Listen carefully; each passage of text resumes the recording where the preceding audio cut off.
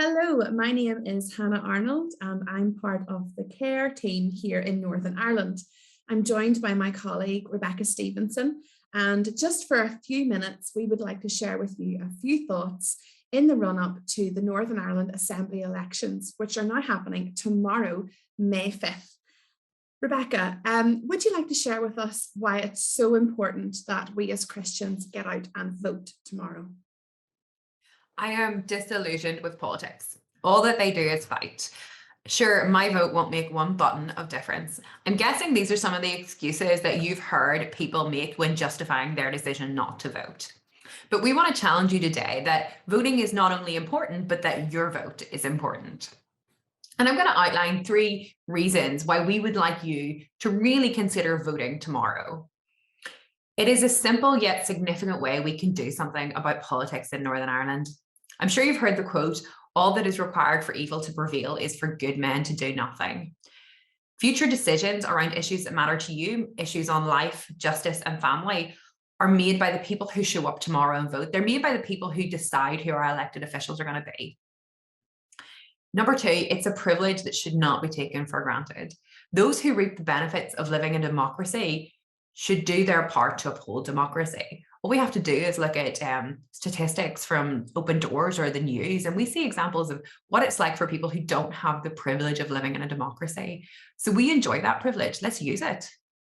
And finally, it shows that we care deeply about our leaders. This is a significant election, and these are significant people. They will be the drivers behind the legislation and policy in Northern Ireland for the next 5 years. So your vote is important. Yeah, our vote's important, and it's also important that we're informed about who it is that we have the opportunity to vote for, that we're informed about what the political parties are saying and standing for, but also individual candidates as well within our areas.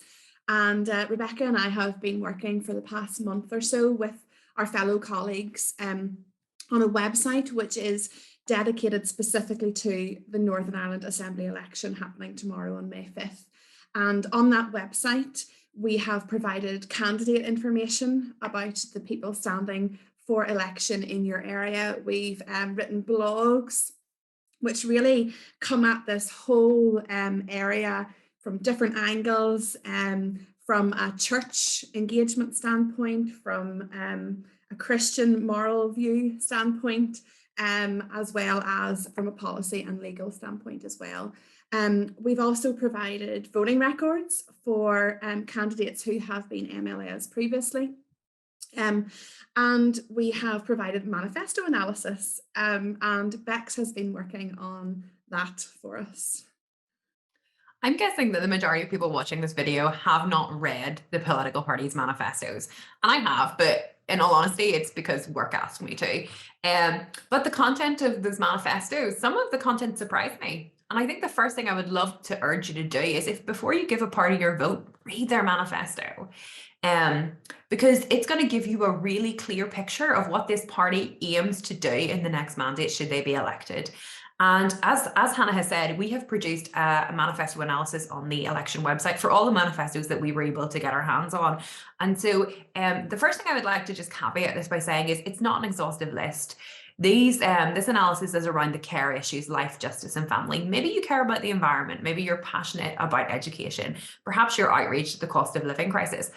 That information is not going to be in our manifesto analysis, but it is going to be in the manifestos. So I would urge you to go in and read those. But we're realistic. The elections are tomorrow. You maybe don't have time to read 6 documents with 30 plus pages. So I'm going to give you a few reasons why you should go and have a look at the CARE manifesto analysis. First of all, they provide an unbiased overview of the party's plans for the next mandate. And secondly, we want you to be informed, not just at the ballot box, not just while you vote, but we want you to be informed about the future challenges. The manifestos are going to outline what these parties are going to do. So, maybe that is something that you as a Christian are concerned about. Reading the analysis will equip you to pray about what's coming ahead, what challenges, and what things that we might have to face as Christians in the future. And with that, I'm going to hand back to Hannah, who's just going to talk a bit more about prayer. As you said, Rebecca, the political landscape in Northern Ireland has changed, potentially will change after this election. For example, we've seen a number of MLAs change their mind when it comes to the issue of abortion. So it's so important that we're informed about what the political candidates are standing for, what they're about when it comes to life, family, and justice. But it's also important we pray into those things. Pray about matters related to life, family, and justice, and actually pray for His kingdom come, His will be done here in Northern Ireland.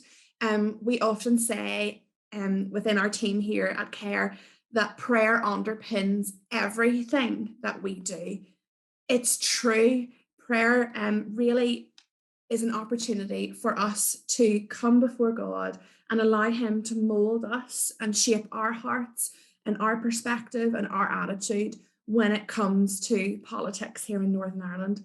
So pray that we would ultimately have representatives that are servant hearted, that really care about us in the community in Northern Ireland and care for the vulnerable, care for the voiceless. And I suppose, Rebecca and I just want to take this opportunity to reassure you that no matter what the outcome of this vote may be, that we will continue to advocate for and be a voice for truth and hope in the public square. All of our details are at the end of this video. Please do reach out and get in contact with us if you have any questions or you think we can help you in any way in relation to all of this. And check out the website. Thanks for listening. Bye.